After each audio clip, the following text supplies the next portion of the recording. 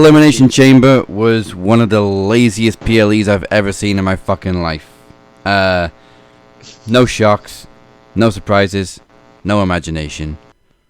A Triple H special. Are you ready for the show? Are you ready?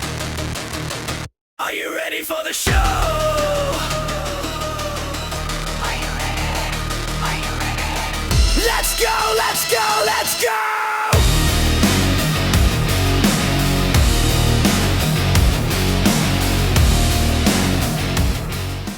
Yeah, baby. Having said that, they redeemed themselves on Raw. But before we get into Raw, I will just say you fucked Danhausen and his debut. Thankfully, you saved him a little bit on Raw. Thankfully. Just a little bit. Only just. It's working. It's gonna be a work in progress. Okay, with the whole shebang, the whole everything. Everybody's got to understand what a gimmick is. Damn it! Stop freaking out. It's a gimmick. He's very nice and very evil.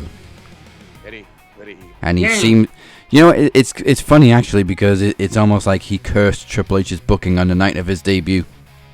Aha! I was prepared for you. Very nice, very evil. It just worked out perfectly. Like this works out perfectly. Welcome to Max Wrestling 578. We are the captain. I am El Jefe. We are the captain and El Jefe. Let's go with that one. This is Beer and Cypher. We're just stacking jam-packed today. And we'll be joined by, well, he's already here. He's got a big announcement. We'll even be, as you just heard, the Caps Elimination Chamber creative was just as creative as piss water, and I'm really glad I missed it. And highlights are a motherfucker, I tell you this. But coming up tonight for our go-home show for Revolution Road, the captain also has a major announcement. We're loaded with major announcements tonight. But first, we're going to look back at the actual quality show that was Monday Night Raw when things reached a boiling point between CM Punk and Roman Reigns. Way to make a man go out of his way to watch this entire promo, because the highlight did it no justice. No. It did it no justice. You had to watch the entire, I think it was like 10 minutes or whatever. But it was great. Just, I have one gripe. Who the fuck does Roman think he is? You're out here trying to make all these towns and all that. You ain't been in the business since the fucking 90s, dude. You're not your uncle, okay? Or your nephew. I forget how the bloodline actually works. But that's not you. Like, you're not he really is trying to play like the old vet. And I'm like, motherfucker, I thank you for trying, but please don't. That's not you. That can't be you. He would be the old vet. He's the motherfucker that's been there, done that. You can't be using lingo like that and just make it fly all whatever. But I did love the back and forth. Punk is absolutely unloading on him, and I fucking loved it. The finishing line was the best. Is, I'm gonna bury you next to your dad. And I just fucking and again, I watched this like 4 different times because of, different highlight reels or whatever of it. And every single time he said that line, my jaw fucking dropped. Like, yeah. Goddamn. And just goddamn. Props to Roman, because obviously he knew the line was coming, but he sold it so fucking well. Like, he was genuinely offended. And like, he couldn't believe Punk had the balls to say, first of all, this is CM Punk. Right. And, we've mentioned all the time about bringing up dead relatives and stuff in wrestling, particularly in WWE. But in the same breath, we're like, hey, Christian Cage is fucking awesome. Dropping the dead dad line left, right, and center. Because your dad is dead. I think Punk knows that a receipt is coming. It's going to be something to do with Larry. I'll leave the dog alone. Oh no, Roman's going to get his receipt. Receipt's coming. I'm with Daz. Leave the dog alone. It's like when you're watching a horror show. I don't care how many humans die, but just don't kill the dog. Don't kill the dog. Yeah, just don't. It's John Wick, baby. Don't touch the dog. Don't touch the dog. Hey, that's perfect analogy. Don't do it. Information. This feud is one of the best things they've got going into WrestleMania. I mean, that's not saying a lot. They're really not building an awful lot going into Mania. Up until Chamber, it felt very flat. Meh. Not much thought going into it. But now we've got the concept of Cody and Randy that we've been clamoring for. We've got Jade and Rhea seemingly with actual beef. Mm-hmm. I guess, like, I don't know if it's legit or not, or they're trying to pull the CM Punk and Drew McIntyre nonsense. But either way, I dig it. They're trying to make, and if it is just them, they're trying to make something happen, because I'm sure the people, they're like, hey, we can tell that the people ain't really having this. Yeah. So, and if it is all gimmick, fuck yeah, roll with it. You could look at the Elimination Chamber results on paper and just go, oh, well, that's not very creative. Because you got Rhea, who we've said for months doesn't really need a title right now. And then you got Randy, who, okay, we all want him to reach 15, 16 world championships, but does he really need number 14 right now? Probably not. But everybody expected Cody to win a chamber, and that seems to be the only reason they went with Randy, is because everybody thought it was going to be Cody. Mm-hmm. Unpredictability. I guess. And for me, the match results at Chamber, all 4 finishes were a bit flat. Punk and Balor was a hell of a match, but it was just a pretty lazy GTS 1, 2, 3. Oh, okay. Yep. And then AJ Lee. Oh, Black Widow. Okay. And then both Chambers. Who did Rhea pin last? Was it Raquel? Tiffany. Even that, it was just, the pump handle 1, 2, 3. There didn't seem to be much imagination going into the final finish of all 4 matches. The most imagination we had in the men's was Seth Rollins turning up. Yeah. That was expected. It was expected, but it was done very well. You brought in a decoy, and we thought, it's just going to be another decoy masked man, and then in slips Seth Rollins and Paul Heyman. What a master seller. Oh, you're telling me. That's why he's the GOAT. He's the GOAT, baby. First of all, for the shock, shaking reaction when Seth returned at Chamber, and then the next night on Raw when he got the bloody nose, looked like he'd been shot. Oh, that was great. He sells it perfectly. Fucking Logan Paul doesn't know what to do. He's just stop bleeding. Okay. Why are you yelling at Paul Heyman to stop bleeding? What the? I don't know who sold a minor bloody injury more, Paul Heyman or Donald Trump.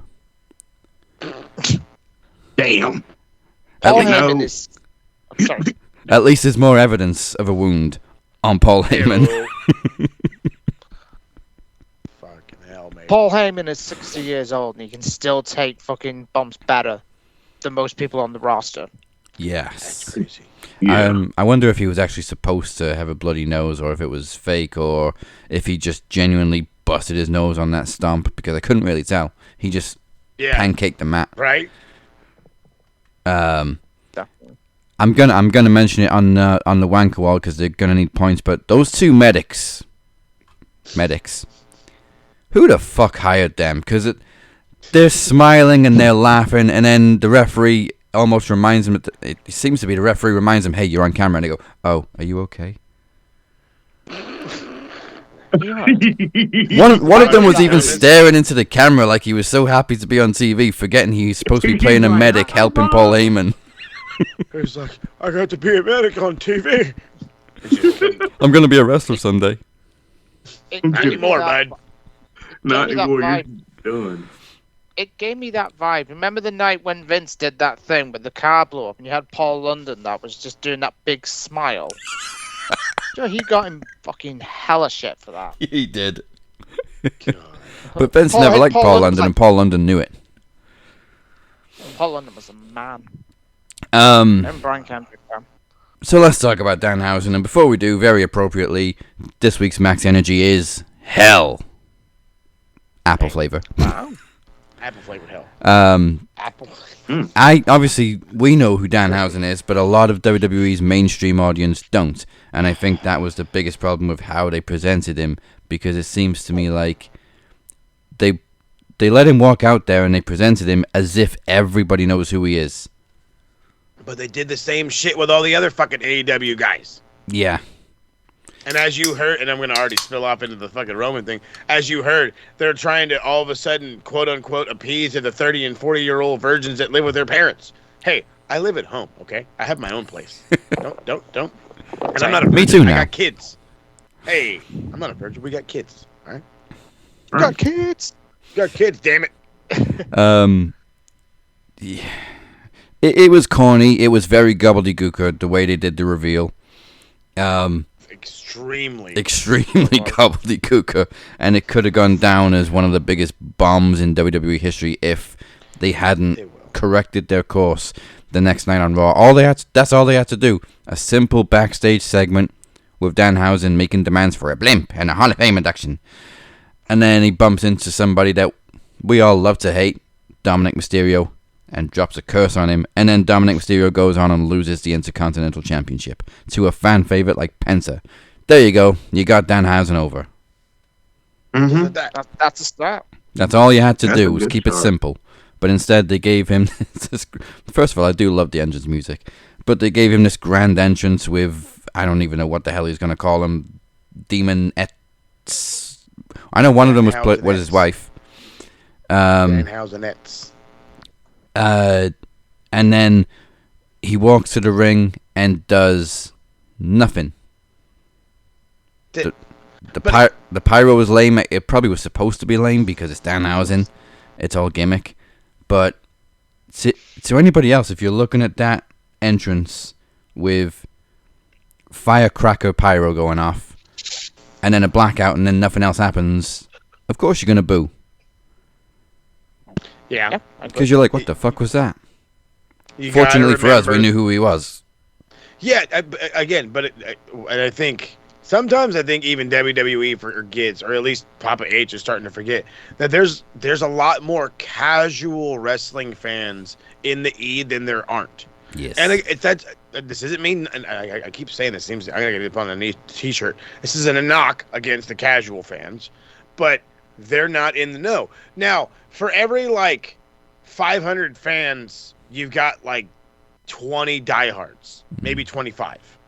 Okay, so call it 400 people in the fucking crowd of 19,000. Yeah, dude, you're gonna get a fucking louder boo than you could, because they don't know who this dude is. Why did all of a sudden I watch fucking something that I would watch on TV Land or whatever? You know what I mean? The Munsters and shit. Who's this Munsters character that's all of a sudden on my television? What's going on, WWE? You know what I mean? You want to know something funny?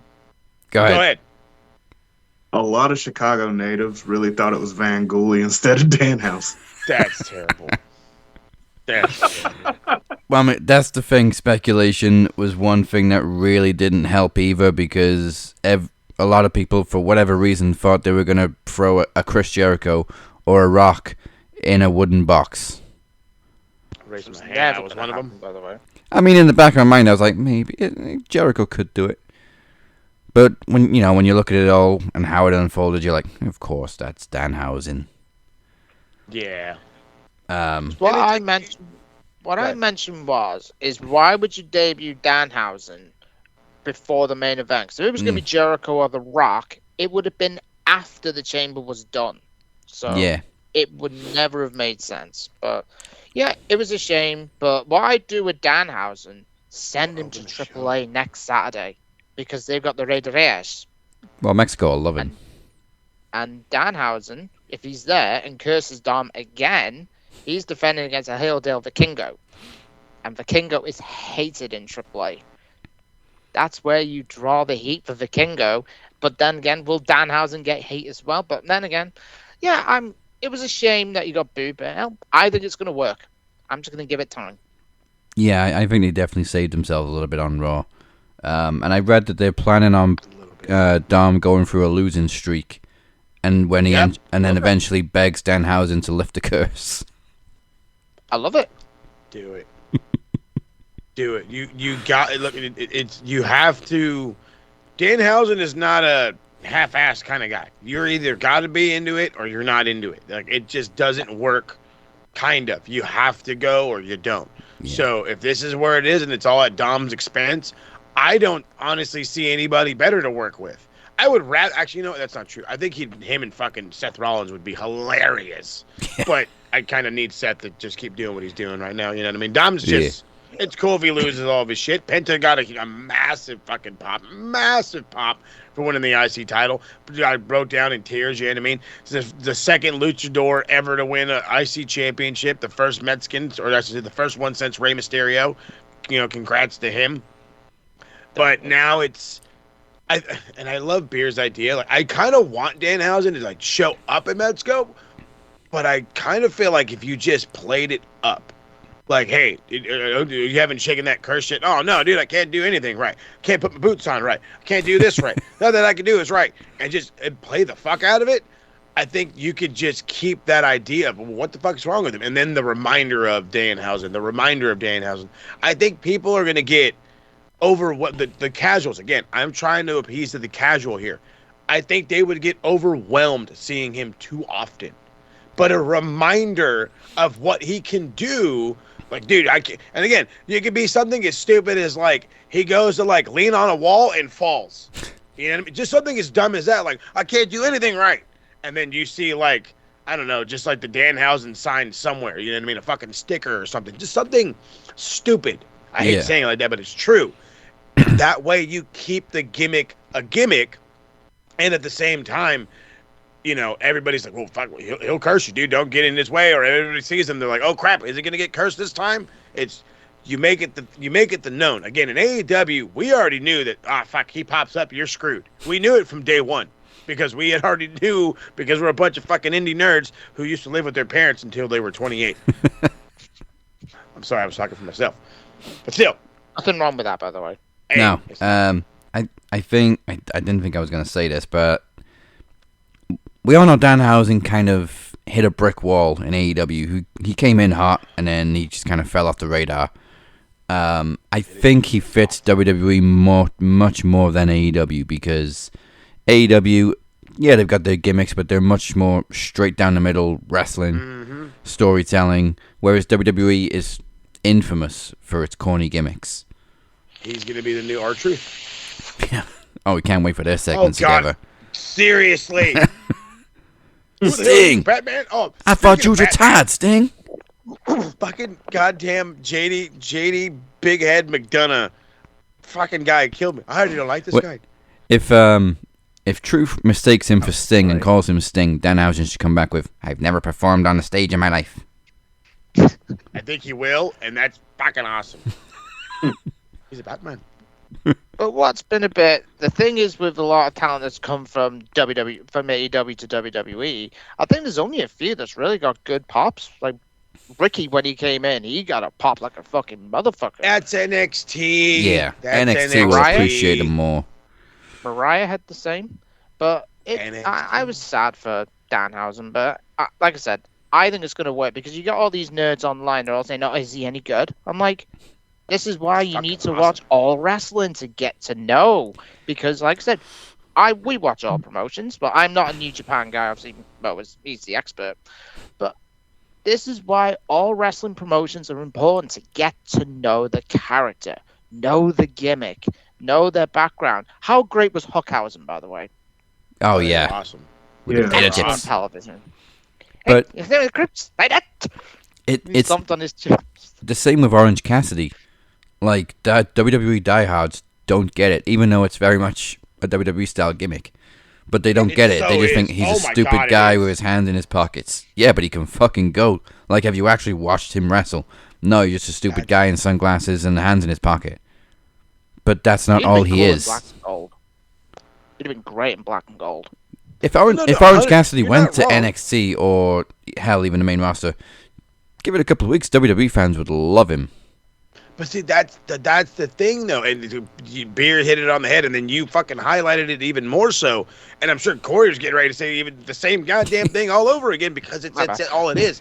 If you opened your eyes and said, well, let me just watch. Yes. And instead of taking the Jim Cornette, the Kevin Nash, the goddamn fucking Russo mentality, idea, or whatever picture that they've laid out for you, because it's easy to listen to them and go, I like it. Watch it for yourself. Seriously, watch it for your fucking self. You're going to be amazed when this dude's fucking flipping with ease in his hands in his pockets. When he's never ever breathing hard, but working just as hard as the guy in the ring. And then, by the way, his sunglasses never fall off. They're just ripped off his face and broken.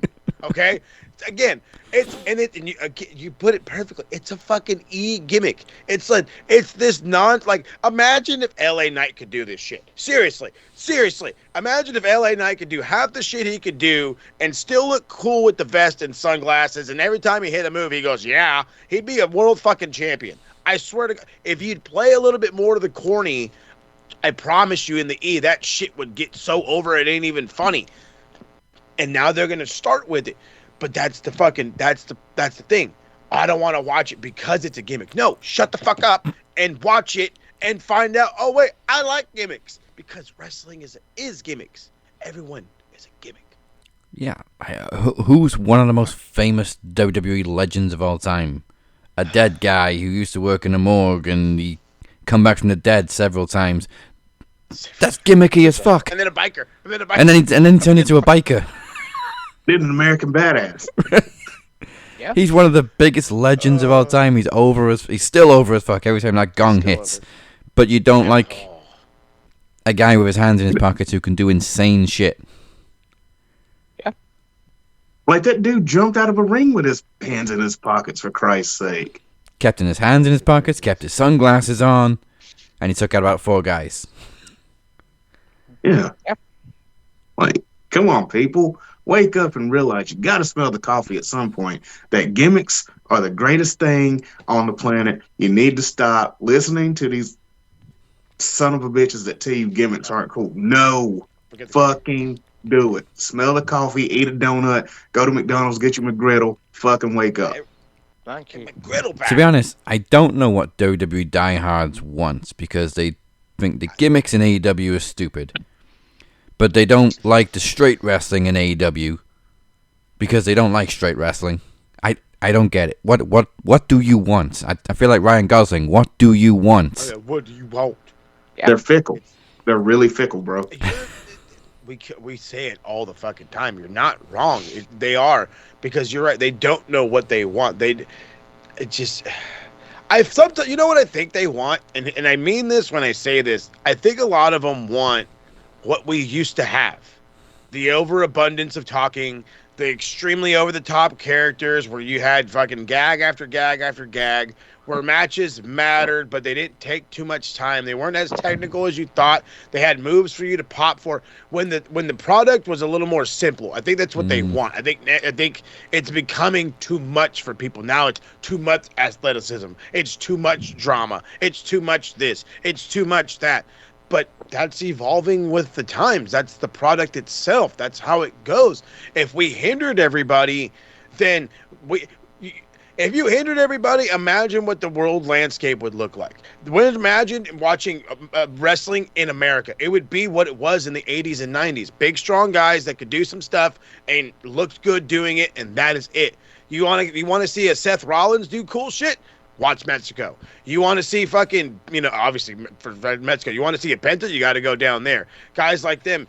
You want to see Gunther? Congratulations. He's fucking stuck in Australia or in the UK wrestling over there because you guys wouldn't understand fucking strong star, British strong style and catch can.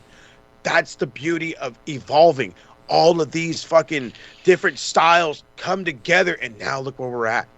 And that included the gimmick, too, because we fucking take it all around and bring it into a goddamn circle. This all started in the circus.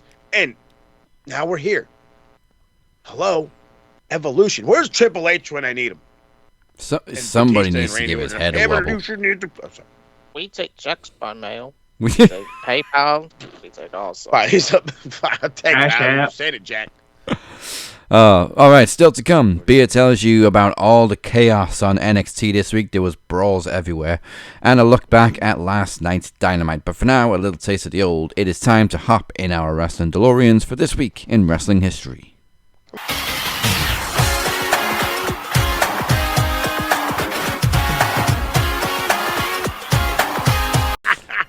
As you can tell by Beer's face, he already knows what's coming because he's just read the last one. But well, before we get there, March 2nd, 1993, at a WCW worldwide taping, the Hollywood Blondes, Steve Austin and Brian Pillman, won their first and only WCW Tag Team Championships, defeating Ricky Steamboat and Shane Douglas. I always thought they won more titles than that in WCW. Same. They broke up way too soon, the Hollywood Blondes. Yeah, we should have seen a lot more of Pillman and Austin, even in WWE before they became rivals. I was about to say, that's just how it was in WCW, dude. They were consistently evolving, and then the booking always changed, and 1 minute death you like this, and then I don't like that, brother. So. Speaking of Dusty, he gets a mention right now. March 4th, 2013, WWE presented Old School Raw, which featured a face-off between WWE Champion The Rock and his WrestleMania challenger John Cena in the once-in-a-lifetime rematch. CM Punk defeated Big Show, Sheamus, and Randy Orton to earn his instant classic WrestleMania match with The Undertaker at WrestleMania 29. Triple H officially called out Brock Lesnar for a match at WrestleMania after beating him down the previous week, which I think is when he ripped his pants. Or did he wet his pants? There's water on it or something like that. He had a wet patch or something. But he still beat up Brock Lesnar, so... Nice! And several legends made an appearance, including Ric Flair, Hacksaw Jim Duggan, Sergeant Slaughter, Dusty Rhodes, Honk Tonk Man, $1 Million Man, The Undertaker himself, and the first WWE team-up in 13 years for the New Age Outlaws. Yay! And this was also the final ever on-screen appearance of Mae Young as WWE celebrated her upcoming 90th birthday before CM Punk interrupted on his way to the ring. Asshole. Which I will never forget. Great. She's there with a cake and then you say and he just walks past like she's not even there. Love it. I loved heel Punk. Heel Punk was awesome. Excellent television.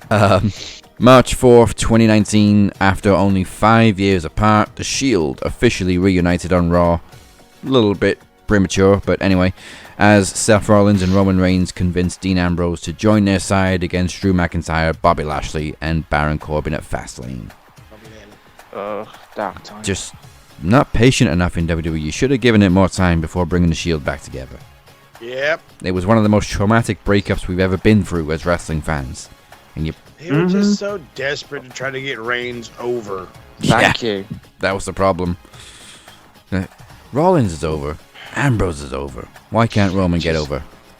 Because you fucking won't stop shoving him down the throat. And then you're like, hey kid, you won the Rumble. Let's fucking send your uncle nephew out there. Hey kid, they're booing you. I know. I don't know what to do. And March 5th, 2017, I am very sorry to remind everyone of this, but today is the 9th anniversary of one of the worst booking decisions in WWE history, as Goldberg squashed Kevin Owens for the Universal Championship at Fastlane in 22 seconds. We were recording during all this, right? Like we were fucking. There's a show. There's a show. This not only robbed us of a well-deserved top title being on the line in the impending Owens-Jericho feud going into WrestleMania, but it provided the title to a completely unneeded Goldberg and Lesnar feud. Yep. Just to have fucking a WrestleMania rematch that nobody fucking wanted. I don't even think Vince really wanted it. I think it was a gag. I swear to God. I think it was a gag. He's like, you guys want to see something funny? And he fucking, that's fucking what, I swear that's probably what happened. I can't.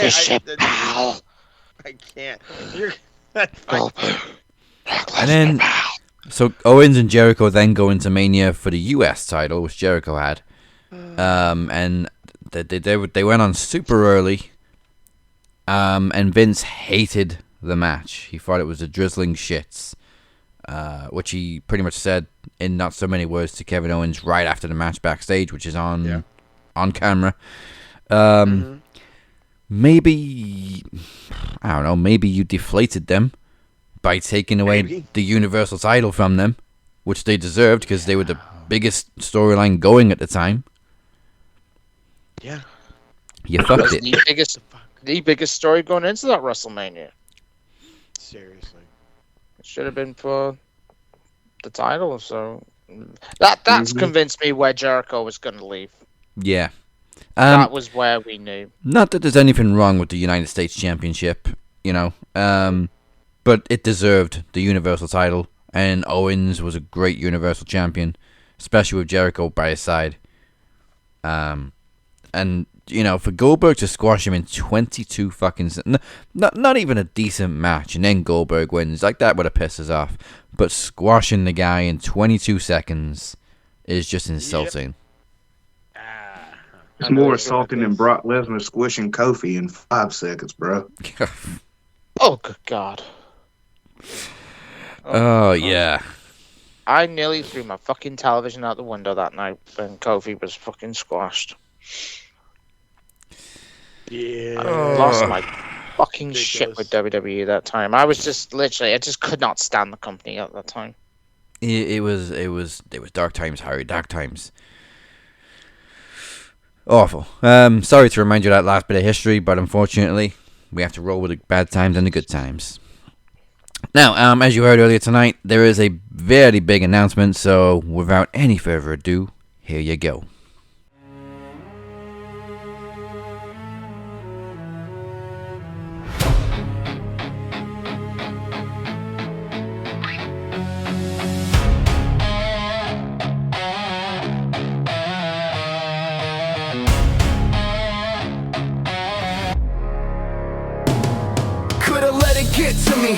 Up my judgment and every ability.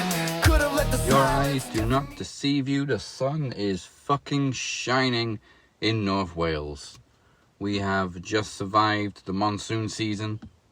The old guy down the street is halfway through building his boat, and he now has a pair of elephants, a pair of chimps, a pair of tortoises, and a pair of cockatoos in his back garden. But alas, the rain is gone. But that's not why I've come here to celebrate. The reason I am cutting this classic Max Wrestling car promo is to bring you news. First of all, hope you like my new entrance music. That is a brand new Captain's Revenge song called Gravity. It is not on the new album because it was written afterwards, and it will be released very soon. Second of all, we'd like to officially welcome Beer as a main co-host on Max Wrestling from this day forward. The Cap and Mo show is now the Cap, Mo, and Beer show, I guess. Mo Beer, Mo show. And finally, the big announcement. As you all heard a couple weeks ago, I have finally moved. I am now living with my new partner. Happy anniversary, by the way. I cannot thank the Phoenix enough for housing me for so long after being defeated by the marriage. But bottom line, I have a little more space. I have a little more freedom. So before I announce this, let me start off by saying what Cypher has done with Aftermax has been outstanding. It's always interesting to see a recap of our show. And it's always interesting to see who shows up on the show after the show. And I know Aftermax will continue to thrive every Thursday after the show, and I hope more special guests turn up live with Cypher every Thursday. But sometimes things happen that we are just a little too early for. We do a show on a Thursday, somebody debuts on a Friday, somebody gets fired on a Saturday, and it's frustrating. So, allow me to announce that very soon there will be another Max Wrestling show coming your way. Extra Max. Extra news, extra stories, extra content. And here's the thing. It won't be on an allocated day. This show will hit you anytime, from anywhere, like a bulletin. So now more than ever, you have to subscribe to Max Wrestling's YouTube channel. You have to join the Facebook group, because you never know when Extra Max will strike. Extra, extra. Read all fucking about it.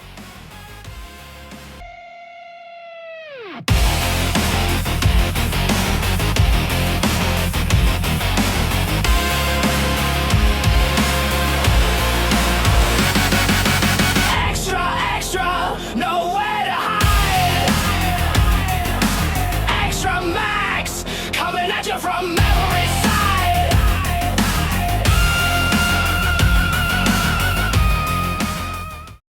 There you go. Now, there's one announcement.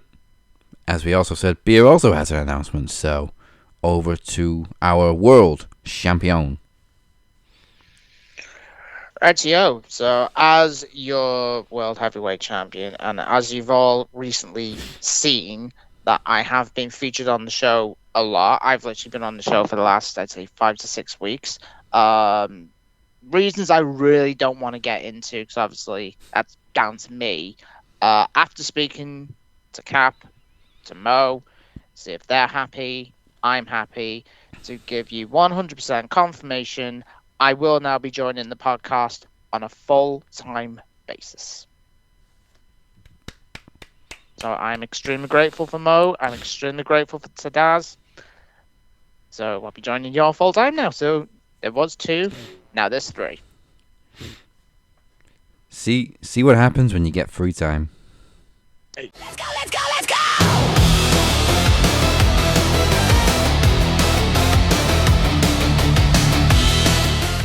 I feel it running through my bloodline.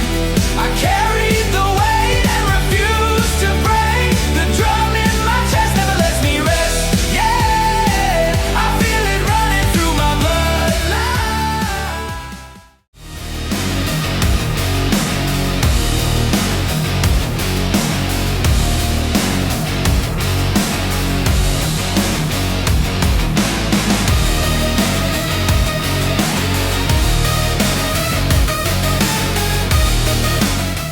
Let's go, let's go, let's go!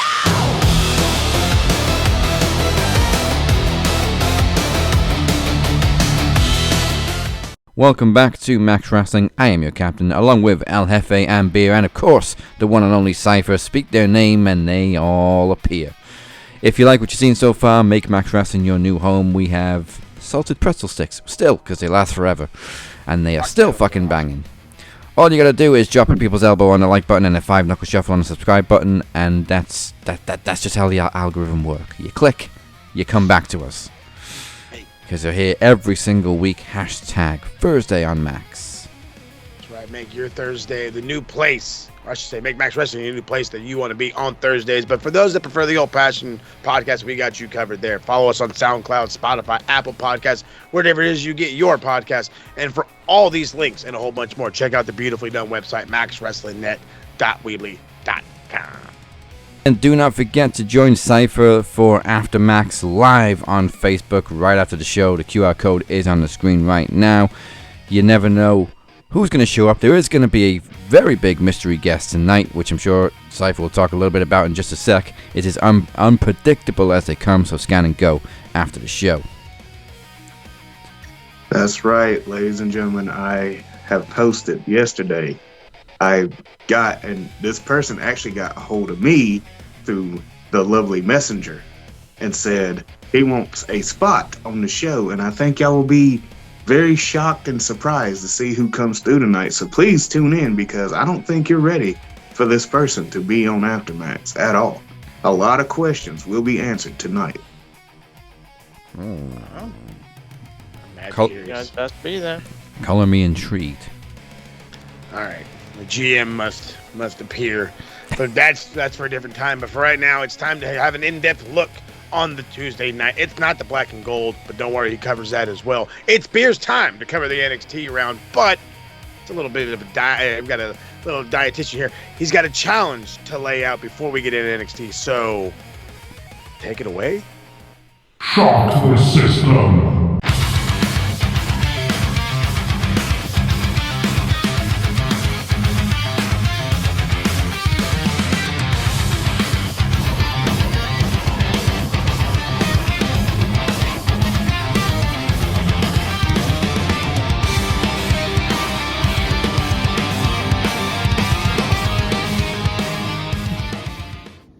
It's a beautiful, beautiful afternoon here in glorious Wrexham, Wales.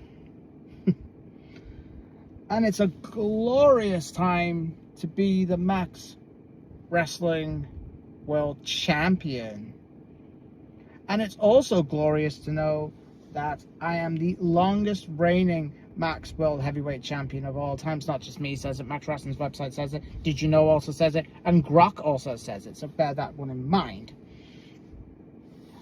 So what am I here for? Now, on Aftermax a couple of weeks ago, I told Flex Murdoch himself, Cypher, the Prophet, that I would take Revolution Road off. I would take the road off so I can sit back, watch the carnage unfold, and I can walk into the biggest show of the year as your Max World Heavyweight Champion. What? And people are thinking, you're clever. You're going through another month completely unscathed so you can beat the piss out of your opponent at Promomania. But no. As someone who likes to win, unlike a certain Phoenix, of course, a guy that is seemingly who ruined my life back at Promogeddon. You ruined everything at Promogeddon when I had the Demoness beat. And you want to know what I got for it? I cashed in my Iron Bank contract on you because you were napping away. You were napping away where I took the chance and I brought the championship back to the Dragon Club. What do I get for it? You don't cash in on a brother. You don't cash in. You don't do this. You don't do that. Cry me a pissing river. Cry me a motherfucking river. I don't care. In this world, you win or you lose, and I'm not a loser. So, we're going to get to Revolution Road. Now, there is a championship that I have yet to win. And ironically, I lost in the final a couple of months ago. And a guy who I've never defeated. So, at Revolution Road, I, Beer, the Max Heavyweight Champion, the longest reigning Max Heavyweight Champion of all time, not just me says it, Max Wrestling's website says it, I am challenging Big Bad Robert Davis. And Rob, I like you, dude. I do. I think you're a hell of a dude. But, TikTok, time is up. You may as well just hand me the championship now. I can go back to being Beer Dustin Show, and you and Demoness can carry on whatever plot that you have planned. So, Rob, ball's in your court. Do you accept? Or are you just gonna carry on doing what you're doing with the Demoness? See you soon.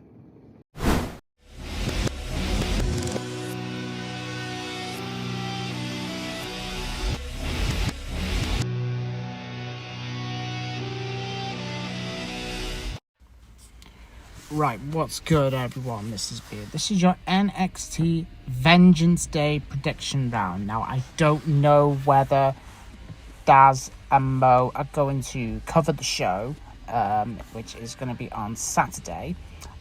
We have 5 matches advertised for the show. It's a Shawn Michaels special, and hopefully this will be a better show than we had at the Elimination Chamber, as the Chamber was very disappointing. So, 5 matches again advertised for the show. We are going to start with Tony D'Angelo against Dion Lennox. Tony D's only just returned as well, with this being a massive angle. Now, I don't want them to replicate whether it's going to be like Sting taking down the NWO, because there's nothing ever going to top Sting taking down the NWO as we had in 1997. So let's bear that one in very good mind. I'm going to go Tony. I think Tony would need the win, so then we can obviously start building Tony D'Angelo for the NXT Championship photo. He does not need a North American title. Let's be completely honest. Does not need a North American title. He's held that already. I think Tony deserves the belt this year. He's the last real heart and soul, really, of the 2.0 era, which we will not get to, because 2.0 is dead, thank God. Next match, it's an underground match with Lola Vice and Kalani Jordan. We had a segment on NXT with Kalani being trained by the legendary Shayna Baszler. Always great to see Shayna on television. I still think it was a massive mistake releasing her, because I still think she had a little bit to offer in NXT. I think if they'd have put Shayna back in NXT as, like, you know, like a part-timer in NXT, and also to, like, maybe be a producer or a trainer per se, I'd have been fine with it. But also, you should have brought back her old theme. Her old theme was Aura, by the way. I'm gonna go Lola. Kalani's already got the big win over her already. The feud's definitely going to be over after this specific match. Lola to win. Lola's obviously going to win by knockout, and Lola is undefeated in the underground. I'd be very surprised if they put it on Kalani. Kalani doesn't need it. She's one of the best heels right now in NXT. I don't think Kalani needs the women's title just yet, but I'm going to get to the women's title picture just in a few minutes. We've got Blake Monroe against Jada Parker now on NXT this week. We did have a bit of a brawl between both women to pretty much at the midst of the show. And then we had later on Blake appearing in all black. So are we getting the woman from hell this Saturday? I hope so, because the last time we had a proper big street fight, which involved Blake Monroe, which was known as Mariah May at the time, in AEW, we had probably one of the matches of the year that year. I think this match is going to be probably the show stealer for me. I'm going to go Blake. Even though Jade has just returned, I think this is where they need to establish Blake as a big heel. As again, the NXT Women's title is very wide open at the minute, so we will get to that as well in a few moments. The first championship of the evening sees Izzy Dame defending the North American Championships against Tatum Paxley. Izzy's killing it as like one of the best heels right now in NXT. Tatum is, I don't know whether this story will continue going into Stand and Deliver or going into Roadblock. I don't want it to be dragging on for so long, because I think that might bore the fans out a little bit. I'm going Tatum. Tatum to obviously bury your demons, end the reign of Izzy Dame, and then put Izzy towards the Women's Championship photo as well. Now, I don't know whether this is going to be put into the show. Robert Stone, the interim general manager of NXT, is going to make an announcement in regards to the Women's Championship photo, because we had on Tuesday, we had JC Jane defending the championship against Zarya. Very good match, by the way. And Sol Ruka interfered and gave the Soul Snatcher to both women. My plan would be, if I was Sean, triple threat at Stand and Deliver, or if you're going to do a fatal four-way, add Kendall Gray to the match. I don't think Sol needs the Women's Championship. I think it's more Zarya's domain. But if you put the belt on Sol, then you've got good heels coming after her. Then you've got Blake, you've got Kalani, you've got Izzy. That's three big heels right now in NXT. Or do you put Kendall in the match and have Kendall winning, burying her demons from New Year's Evil? You could have a new women's champion. I think JC Jane and Fallon Henley, they're ready to be called up. I think Fallon is going to drop the Speed title, whether it's to Thea Hale or Ren Sinclair. So hopefully that'll be the start of the demise of Fatal Influence in NXT. Touch wood. Main event, likely Joe Hendry to defend the NXT Championship against Ricky Saints.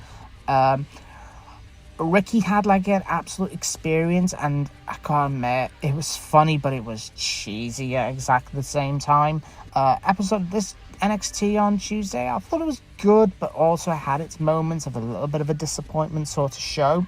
I'm going Joe. Hendry can't drop the belt just yet.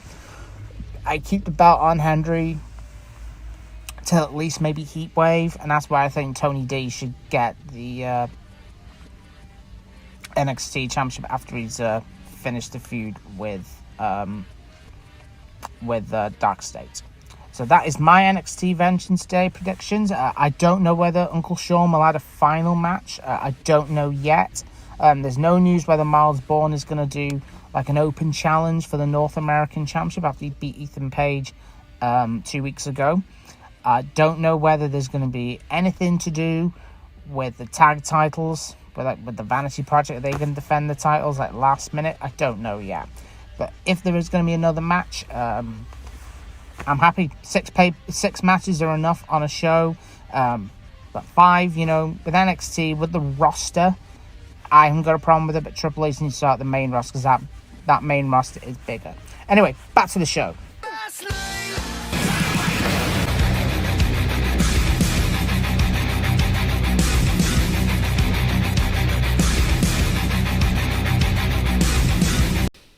All right, the not go home show. They got one more week for a go home show, but they're a week from Sunday from AEW Revolution in LA. We're building it up nicely. I think this got built on Collision, was a random challenge from Kevin Knight for the AEW World Championship against MJF. It opens the show. Really good match. Kevin Knight is just getting a push of a lifetime, and I'm happy for him. He was gonna lose. Don't get mad about it. It's a good thing. MJF beats him, retains the world title. After the match, Mike Bailey prevents MJF from attacking Kevin Knight again because he's standing over and getting ready to stalk him or whatever. Hangman comes out for the distraction, and then thrust kick from the Karate Man, Mike Bailey. That was awesome. Orange Cassidy, Darby Allin, Gabe Kidd, Clark Connors. Gabe Kidd is the definition of an asshole. Why? Because he picks up Darby Allin, and he puts him on the ropes, and then he goes, "Hey, fuck you," and then he pushes him. That was like the most dickhead shit I've ever seen in wrestling in my whole life, and I fucking loved it, dude. I love Gabe Kidd. This guy's awesome. But the good guys pick up the win. But with seconds, I should say, after the win happens, a very familiar-looking fellow walks in, shillelagh in hand, and lays out both Orange Cassidy and Darby Allin, and it's official. David Finlay has chosen AEW over NXT, and the War Dogs are together. They're still Bullet Club-ish. There's a lot of Bullet Club references coming back, so I wonder how that's going to actually work out at the end of the day. Backstage, Renee's interviewing both Bandito and Andrade, and these guys are trying so hard to not talk in Spanish. I felt so bad for them. They're like, "I promise you we could." He's like, "Okay, I tell you," and they're just the accents were so thick, you couldn't cut it if you want to. Bandito talks about how he's excited to face Andrade, that he actually was looking up to him. And Andrade's like, "That's right. You looked up to me. You're a fan." He's like, "You don't stand a chance. I have this phone call to take now." And he walks out. And I'm like, you know how fucking badass this just would have been in Spanish? Just to fucking interact. You could have said the same shit in Spanish, and it would have looked so much cooler. Why? Because in AEW, we wouldn't give a fuck if we understood or not. And be like, you know what? These guys are mad at each other. Even if you could just tell the tone. And then you're in El Paso. That's fucking... There are Mexicans everywhere in El Paso. Come on now. The Birds defeat the Inspiration relatively quickly. The internet has gone bananas and said that the Inspiration are buried. And I'm saying calm down. Calm the fuck down. AEW fans know what gimmicks are. These ladies are gimmicks. And I should have started with this. I've missed them. Okay? I remember watching them in NXT and in WWE. Oh, I fucking miss them. Okay? These guys, these ladies are fucking great. They don't have to be the best fucking wrestlers in the room, but they can get all the attention just by being them. They're fucking gorgeous as all hell, funny as all hell, and their gimmick is straightforward. If you don't understand it, you don't understand life, I guess. I don't know what else to tell you. It's okay that they lost. It'll be okay when they keep losing because they're going to keep making you laugh. Excuse me. So, everybody, relax. Kill your Marty beans. Snow. Yeah, dude, yeah. Marty Snow gets absolutely destroyed by Hangman. It's fine. He gets kicked in the face and then buckshot. Fucking that's it. Called it a day. Calls out MJF. MJF hits the stage. I think it was Hechicero. I think it was Hechicero. I forget who it was. Don Callis' family comes out, beats up Hangman, sets up for Jet Speed to come out and get the save. Don Callis is literally there, just absorbing all the energy out of El Paso. Oh, you guys want to know this? You guys wanted to, like, shut up and say something. Just fucking get the damn point. He's dragged this on forever. Wants an impromptu fucking trios title match for tonight. So, again, Hangman technically just wrestled. Kevin Knight got his ass beat. He's out there with his ribs taped, and fucking poor Mike Bailey's like, all right, I guess I'll wrestle. And then, oh God, this was, I don't know how to feel about this. This was weird, but it made sense at the same time. Pre-tape backstage segment. Renee is the mediator between the Young Bucks and an FTR. I guess, I don't know if it was a contract signing or they just needed to be in a room to yell at each other. So that's what it is. And FTR is talking about how they bested the Briscoes and now they're going to best the Young Bucks and they'll be known as the greatest tag team of the millennium, you know, because they both 3-time AEW tag champs. Who's going to be the fourth? Nick and Matt are mad because their entire family got beat up. You know, my kids watched this. You beat up my brother, my mom, and my dad. How dare you? Blah, blah, blah, blah. We're going to get revenge. In front of them, they're going to be sitting, you know, center stage, all this hoopla, blah, blah, blah. And then it just, oh, hey, I know we have a no contact clause, but that doesn't mean him, and it just punches him in the face. I was like, you didn't have to say the line. You could have just punched him in the face. But FTR's fucking corny right now for some jackass reason, so I guess it is what it is. Nobody's going to like this match as much as I did, but I fucking loved Jon Moxley versus Hechicero. Even though Hechicero is like super slow with his moves, I love me some mat-based wrestling. I love it. And I thought this was great. Hechicero is just out here just doing the dirty work for the fucking Don Callis family. But it all supposed to lead to people wearing down Jon Moxley for Takeshita because they got their match at Revolution. Takeshita goes out there, stares down Moxley. Moxley doesn't even notice this guy for like fucking a whole 25 seconds. He's all walking to the back. And I swear a fan's like, hey, there goes Takeshita. And he's like, oh, what? And that's the only fucking way he knew. I swear to you. If you watch it, he's like, he doesn't give a shit. Then Brody King literally comes out of nowhere. It's a fucking massive guy to just come out of nowhere. But he comes out of nowhere, barking like he does, and tells Swerve Strickland, he's like, I want you to come out here so I can prove to you that I'm the most dangerous man in AEW. Prince Nana, the second he came out and went on this whole ramble, I was like, okay, he's going to get attacked from behind. I could just fucking see it. Because instead of it being like a whose house and getting the people's reaction or whatever, it was like, all right, here's Swerve Strickland. And Swerve Strickland jumps him, this massive-looking motherfucker, and chokes him out with a chain. He's choking him out, and he's yelling at him. I'm like, he's passed out, and he's still yelling at him. And I'm like, I love Swerve so much right now. He literally has killed a man, and it's continued to yell at him as he's dead. It's like, fuck it. I love this guy. I don't give a fuck what the Death Riders said. All I know is Wheeler Yuta's like, I lost my hair. Shut up. I don't give a damn. Like, and then fucking stupid ass bag of dicks, Danny Garcia. It's like, I don't know what the fuck he was saying. He started talking. I couldn't understand half of it. And then Marina Shafir talked, and I'm like, oh, you speak? It was just, don't do this. I can't. You guys are supposed to be like the serious fucking group. I don't need all of you guys to have a rant. And then especially Wheeler, I miss my hair. I don't fucking give a shit. Give a shit. At least he's not the troll under the bridge anymore. Yeah, that's true. He's just the homeless guy in the box.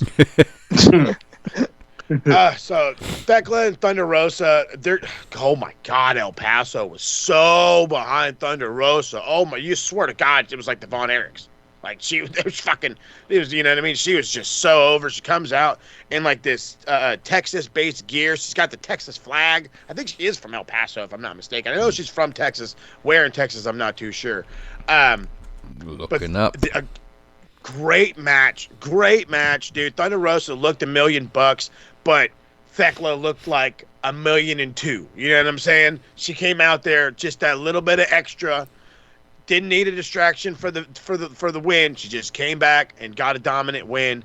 But Thekla hits not one but two curb stomps to knock her down, and then goes in for a fucking third. And that's when Statlander like pushes past security, because how dare you start your curb stomper a third time, you bitch. So they're playing this whole thing up, and I love how they're playing it up. Like, they're making them, like, these ladies, like, hate each other. I don't know if we're going to have a rematch at Revolution. If we are, it might be a little too soon. You know what I'm saying? I think that was match of the night. No, yeah, fucking out. Yeah, Oh, yeah. outstanding it was. Yeah. Is she from El Paso or Corpus Christi? From Tijuana. Well, I love it. Well, hey, but like I said, the Mexican culture is massive in Texas, so it is what it is. We all love Better Thunder, though. She's so good, and I'm glad she's back. Please stay healthy for the love of all that is holy. Please stay healthy. I don't really understand this segment, but we'll fucking talk about it anyway. Renee's out there just cuz and introduces Tommaso Ciampa. People are excited about him. He's like, talks about Kyle Fletcher. He's like, if we run that back, I'm your new TNT champion. Like, let's just make that clear. That's when FTR interrupt. And I'm like, where's Johnny? Where's he at? I'm like yelling. I'm waking people up because I'm yelling it so fucking loud. And I'm just like, where's Johnny? Because we're already setting up for Johnny to show up now. Now that's what this is. This has nothing to do with anything else. It has to do with Johnny showing up. It's not a matter of if, it's a matter of when now. But Tommaso's there, and it fucking Dax goes up to him, and he's like, I didn't like you then, and I don't like you. He's like, I didn't like you 10 years ago, and I hate your guts now. So what the fuck? Why do I want to have anything to do with you? He said, well, I'm offering this olive branch. You know, I want you to join us. You know, we'll be a union. We'll take over AEW together. Doesn't matter what we did. And then I think he yells at Stokely. He's like, hey, sit down. He's like, hey, little man, we're having, the adults are talking or whatever. And that pissed off Dax. I was like, really? He's going to yell at the guy in the wheelchair, and now you're all of a sudden fucking mad? He says, you don't talk to Big Stoke like that. I'm like, Big Stoke. Everybody talks to Big Stoke like that. Everyone knows Big Stoke like that. Oh, God. And then he ends up getting hit in the face one good time, and then fucking Cash is like, well, no, we don't need this, bro. And so, again, it's no longer a matter of if, it's a matter of when Johnny Gargano shows up, and we have FTR versus DIY or whatever the fuck they decide to call themselves in AEW. So, roll it back. I can't wait for this to roll it back. It's gonna be fucking great. So I have a little bit of a gripe with Toni Storm. Her goddamn crazy lingo accent lost me and then got me back. So it's but she's great. So she grabs his cameraman. Cameraman, you have to follow me. Runs to the back. Just to have Orange Cassidy like this with an ice pack. Oh, yeah, they beat me up. Like, not giving a shit that he got beat up. And then he's like, yeah, we're going to fight you guys in 2 weeks at Revolution. But then we're going to fight you next week because I want to. And then we're probably going to fight a bunch of more weeks after that. And I'm like, yep, because AEW has no idea how to fucking just stop a goddamn feud sometimes. So why not? And then she's like, I'm gonna twist your lips and fist your face. I laughed so hard I had to rewatch it like 4 times to understand what the hell she said. And then she tells the cameraman to beat it. I'm like, dude, you dragged this poor fucker in here, and now you're telling him to fuck off. Like it was a little much for me. She's a whole lot. Juice has got a lot to handle. I mean, praise the man. Praise the man. We all main event. Okay. So. Was the Jet Set Rodeo come flying out of the gates. They go right to these guys. They take the fight to them. They're brawling all over the place. It ends up being an MJF distraction that causes that's not true. Okay, I'm sugarcoat. So before MJF comes out, this is Okada. Hey, ref! And fucking Rick Knox goes, what's up, buddy? like he doesn't have a job to fucking do. Seriously, like he doesn't have a job to do. This guy's not reffing the match. There's not a guy hitting a finishing move right dead in front of you. What do you need, Okada, buddy? Like, just goes walking over to him, and then comes MJF to make a fucking distraction. Hangman gets beat. New trios champions. I'm not mad at it like that, but it was like, that was the stupidest shit I've ever seen. And it's Okada doing it. If I'm mad at Okada doing stupid shit, that's how you know it was fucking stupid. It just irked the crap out of me because you didn't need that distraction. You could have did any other weird fucking distraction bullshit. You could have had one of the dudes in the ring go tap him, hey, what's that over there? Even that I would have fucking did okay with. But you having a guy on the outside knowing damn well that this ref has no reason to listen to him, and he goes, hey, ref, and fucking boom, Rick Knox fucking just like it's nothing. What do you need, bud? It irked the dog shit out of me. But with all that being said, something tells me that Don Callis or someone of the Don Callis family is going to fuck over Hangman against MJF at Revolution, and yeah, he's not going to be able to compete for the World Championship again. And it's going to be the same fucking problem we had with Cody. The same fucking problem. Yeah. The same fucking problem. That's the problem. Yeah. Yeah. Because why would you take a main eventer like Hanger and just put him in the mid card? I just don't think it's going to work because it's the same happened to Cody. Yeah, you So it's can't. a ballsy move. TK could be doing it. I don't. Unless the match just gets overall thrown out, and I don't see AEW doing anything like that. Again, I'm hoping I'm wrong. I'm hoping their brain cells actually turned on and working this time. You know what I mean? Hell, fucking TK should be happy. He's over here over the fucking moon about beating my team that's in the fucking relegation zone, for fuck's sake. So you better be in a good enough mood to do something, asshole. Like, it's. If you take Hangman out of the picture, I don't care how many Kennys you have, how many Swerves you have, how many guys that are up and coming. You're taking an element out of the main event picture, and it's going to hinder you. It is going to hinder you. You wanted to use Cody as a stepping stone while he was there. You could have did it while he was world champion. Instead, he handcuffed himself, or you guys handcuffed, whatever the fucking story is. I don't need to get into it right now. It fucked him. And now look at what he did in WWE. Hangman is already the WWE type of wrestler. He's already that type of guy. He's already that set. He's there. He's exactly what they want, exactly what they need, and they know exactly what to do with him. He'll be that guy to get that massive fucking pop, like they're hoping with all the other AEW signees that they've had. And if you fuck him, like we're afraid you're gonna, that's exactly where he's gonna end up. 100%. Just like that, getting just as over. They're going to play up his fucking teacher role like a son of a bitch, make him over with the kids and the moms, and then, oh, wait, he's a fucking hot blonde guy? Take all my money. But the moms. But the moms are the money, bud. It's the moms, Jack. That should be on the t-shirt. I do it for the moms. Yeah. Moms. Remember when people always used to give AEW shit for having ex-WWE talent? How And now look at funny the tables have turned. It's a mug. But I'm telling you, it's going to keep happening because it's one of these things. They're called draws. That's what happens. When they make money, they're draw, they're over, they're this, they're that. They're going to go to the other company. It's going to happen. It's fucking pro wrestling. It's been happening since the goddamn Carney. But this is how it should be, and you want to keep telling us that there's no competition? There's always competition, and now they're bidding against each other, swapping talent back and forth. Because, let's be honest, neither place is really better than the other. They can both offer similar money. They're both on the road full time. They both got national exposure. It's just, it is like joining a different team. It is. It's not like, I'm going from this place to the big time anymore.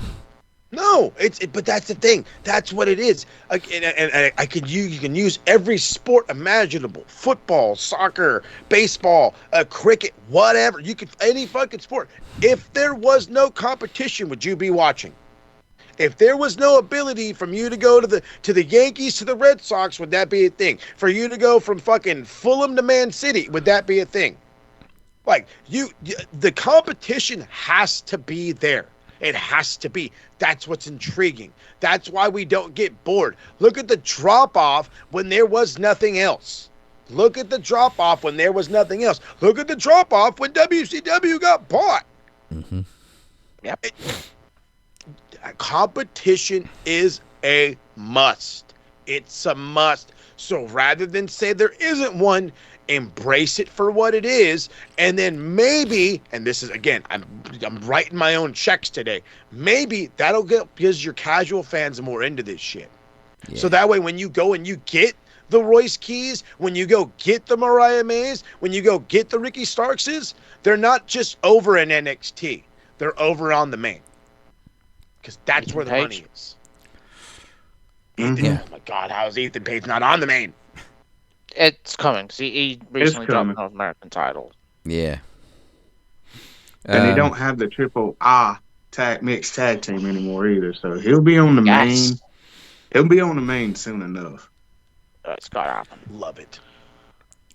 Yeah, and funny talking about that drop off because it was like they bought WCW in late 2000, early 2001. And 2001. for a couple of years, it was still going strong, WWE, because they had that influx of talent, and they were still in that mentality of booking good shows because of the competition. But then you look at 2008, 9, 10, piss poor, because there was 7 like to 11. TNA was knocking around, but there was no strong Yeah. competition, and WWE got lazy as fuck. Too complacent in a nutshell. And that's when And- people started switching to Japan. They're getting complacent now because they're starting to get that influx of talent from AEW. And it's going to start falling flat if they don't capitalize on it. That's the killer. Yeah. Like Royce Keys, we talked about it before the show. They brought him in, and yeah, okay, he's actually older than I thought, but he came in with the intention of, finding himself in a spot backstage, producer, talent relations, whatever, because that's what he wants to do. He's looking at the end of his career. But like they bring him in like on the outside. You look at it like they brought in Powerhouse Hobbs, gave him a Royal Rumble debut, changed his name, and that we haven't seen him since, apart from clips of Stephanie's podcast. Yeah. Not even clips of him wrestling. No. No, just clips of him telling his backstory, which is very sad, very fucking heartbreaking. But Yeah, it's like I said before the show, like they bought him in and they ain't did shit with him. Coach Keys. Coach Keys, baby. I think that you could establish the powerhouses down in NXT because you look, obviously, Corey, we obviously watch it every week. You think of what he could help Keanu Carver, what he could do to help like a Shiloh Hill. You think of the big guys that's going to come through from LFG and Evolve. What a massive help Hobbs could be.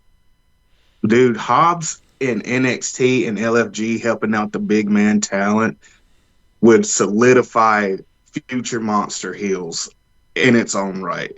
Because look how they did Obafemi. And look where Obafemi's at now, bro. Like, they need that Moo type of monster heel or somebody. And who better to just put Powerhouse Hobbs, Royce Keys, whatever you want to call him, in the NXT LFG coaching spot to help these big men out? Because I tell you now, Keanu Carver, beast. Shiloh Hill, beast. Jackson Drake, beast. Like, dude, these fuckers that's coming up are going to be monster heels in the future. I bet you. I stand behind it. I guarantee it. It's got to do something with Shiloh Hill because from like when I do see him, I do see potential, but then his gimmick, I just don't know where I stand with it. He follows me on Twitter, by the way. I put a sarcastic thing on a post that was, I think NXT drew about 700k, and I tweeted the Shiloh Hill effect, and then he liked it, and then he followed me on Twitter. I think the thing is he's a little bit too upbeat. Like we just talked about him being a beast, he could be like this monster big guy, whereas he's going around like a little bit of a joker. But when he takes his teeth out, then it's business. Or when they fall on somebody. He almost gives me the vibes like he could be like the son of Uncle Howdy or something and involve him in the Wyatt Six in the near future somewhere. Imagine that. I get Wyatt vibes from him. If he could just be a little bit more serious, yeah.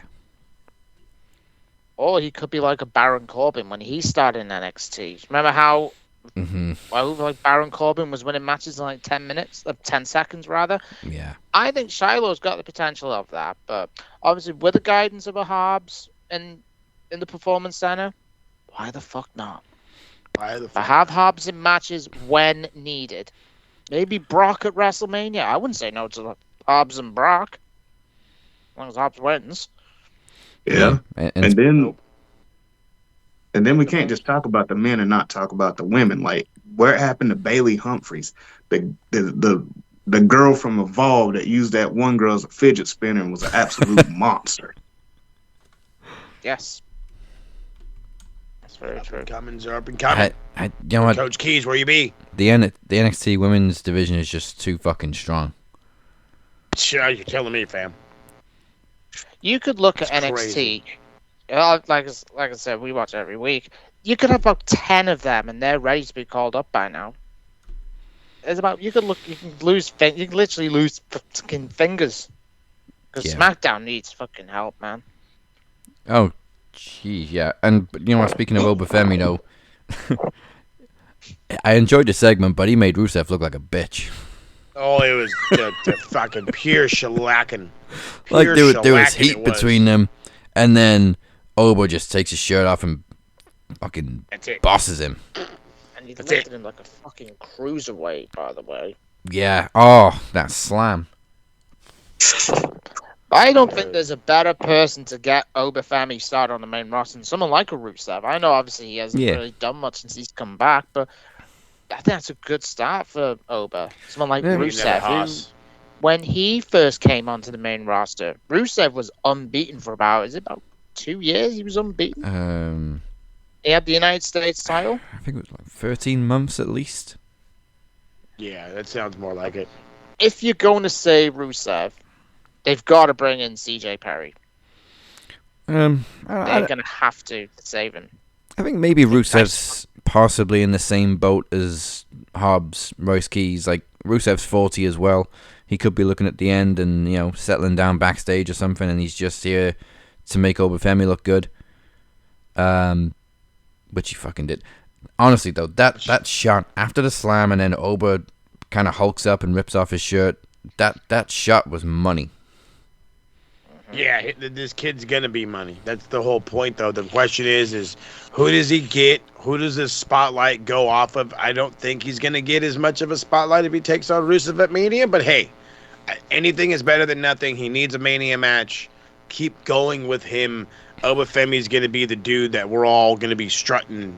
I mean, we already are. So I mean, and if we're doing it, imagine when the casuals start fucking doing it. Yeah. Same with Danhausen. Give it a couple weeks. All the casuals be cursing people. And talking like him because they're very evil.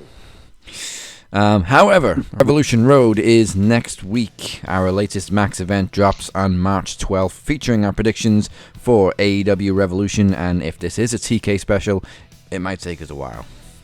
I'm sure it's going to take us a while, but it's okay because we got you covered with action on our side. The Max Tag Team Championships are on the line in duos trivia rules.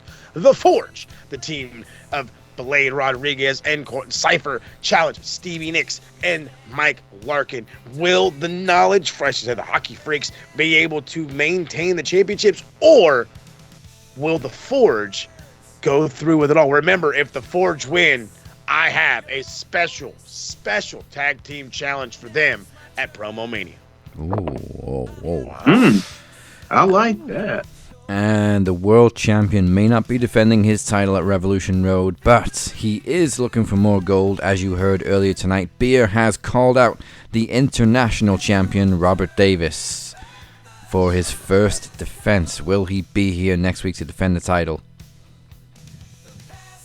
Beer Dustin sure is coming back, baby. That's French, by the way. Once again, this takes place March the 12th. Go to maxwrestlingnet.weebly.com/revolution for more information. And, of course, the official theme song for this is, and again, perfectly said, Shut Up and Fight by Captain's Revenge. Catch it now along with all of Captain's music on Spotify, YouTube, and anywhere you can stream it. Check it out now. Music is key. Telling me, fam. Now we have a wall and it has more wankers on it than dance moms. It is time for the wanker wall. I'm the biggest wanker in this place, man. Hey, no. I'm the biggest wanker in this place, okay? Me, not you. Alright, who's gonna dance first? Oh, man, actually dancing. I'll do the Oba. Let me get mine up ready, because I do have All right, I want to give. Okay, hold on. If I'm going to start this shit, I gotta get. Okay, so I'm gonna get points directly. I was trying to figure out who I'm gonna give them to. I'm giving them to Rick Knox. All right, 80 points because you are the most fucking and I'm going to say this word, and over in the States will get angry for it, but everywhere else it's all right. You're the most retarded referee I've ever seen. All right? How do you get... Are you just listening to Okada? Hey, buddy! And match ruined. Just ruined. Fucking criminy. Oh, man. Isn't he like an AEW original? Yeah, because he used to work bar wrestling in other places where in PWG where the Bucks are. So like he's like super good friends with the Bucks, like super good friends. All right, how many points? What did I say? Like 80. 80. Fuck me. 80. Just how dare you?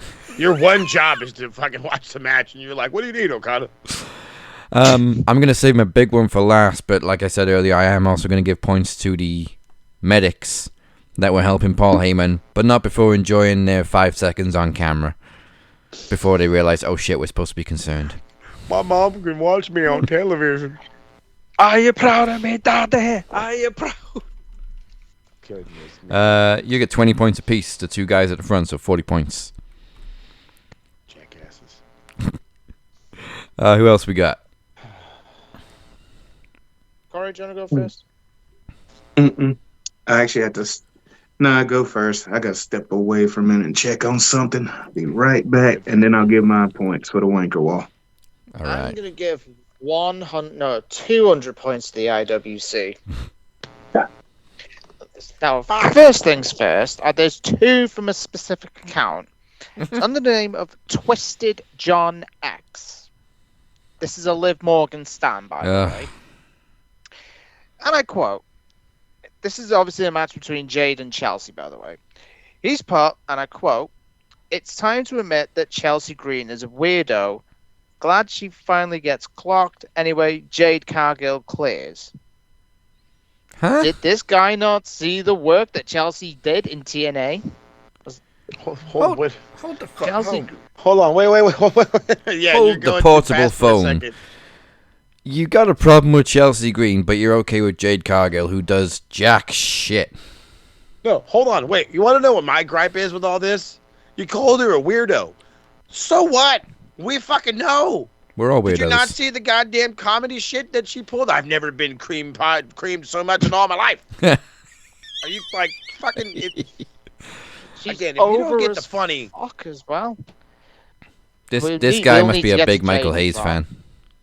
Oh, yeah, She's Michael Hayes is probably. fucking- even the Undertaker had to put Michael Hayes in his place. Yeah. There's another one, LMFAOOO, like a retard. Rhea, because Rhea Ripley blocked him on Twitter. I'm thinking, I'm sure I replied to that I saying, bet you there's you reasons. need to fucking touch grass if you're happy that a pro wrestler blocked you. The only pro wrestler that's blocked me is Dax. Because I made one tiny criticism to say about something to do with a match. I made one little criticism and Dax blocked me for it. So even though I have nothing but respect for Dax. I wouldn't say I was happy about it, but I found it funny when I got blocked by Michael Cole and JBL. This was way back in like 10 years ago, maybe longer, when they were both awful on commentary. But, you know, they also had Vince in their ear, so... I've also been blocked by Cody Rhodes. Oh, I've been unblocked by him now, but this was way back when he was in... I don't even think he was in AEW yet. It's when Brandy was Eden Styles.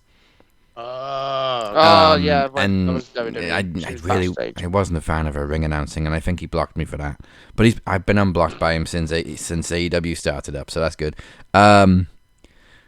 She's been featured on Max Wrestling, but I've been blocked by Velvet Sky. I think this was when she was a heel. I don't even know what I said, because I've never said anything negative. But I have also been unblocked by her now, too, so... It's hilarious. I don't even know what I said. There's two more for the IWC as well. Oh, goodness. Because there has been news that Luna is going to be featuring on WWE 2K26. Now, Luna was great back in the day. Luna Vachon, yeah, God rest his soul. Someone's put, oh my God, for real, like, who's going to play as the old woman? Can they give us Kelly instead?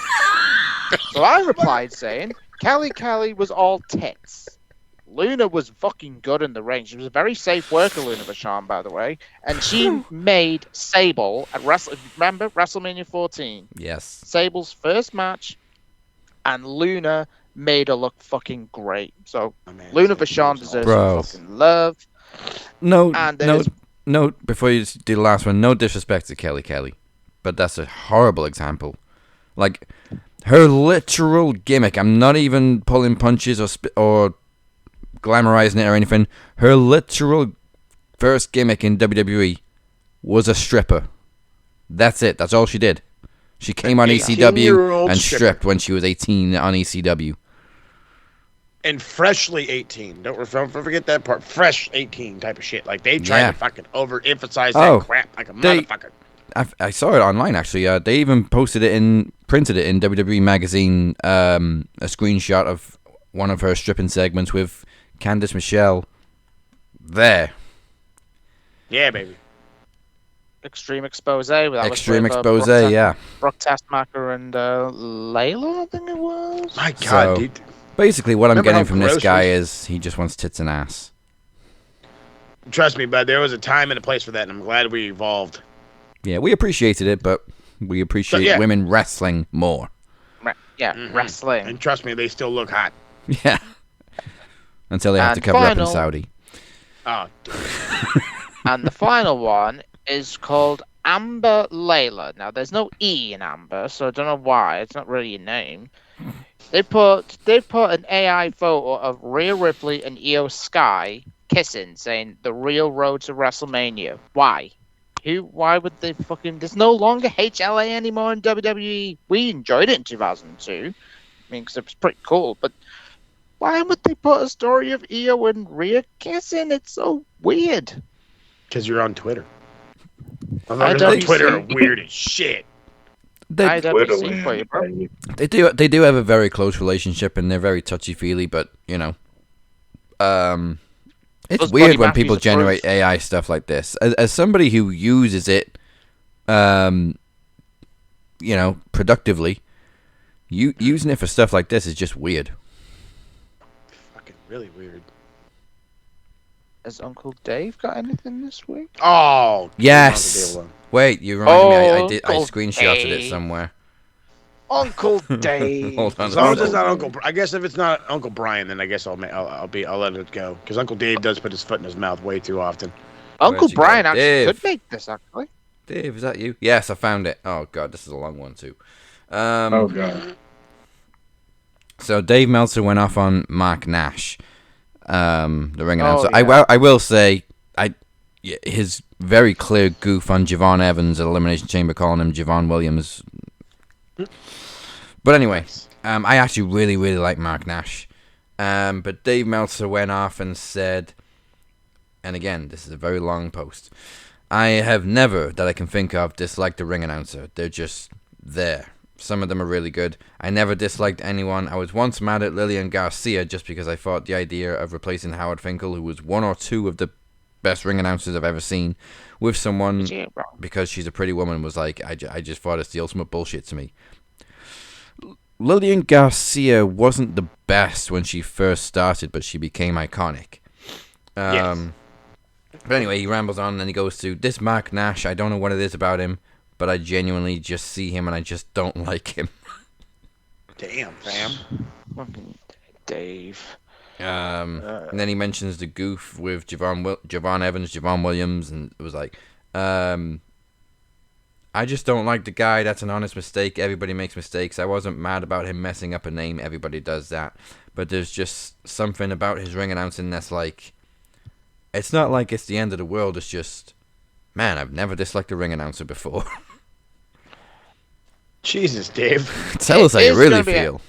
For real, dog. Like, Dave wasn't playing.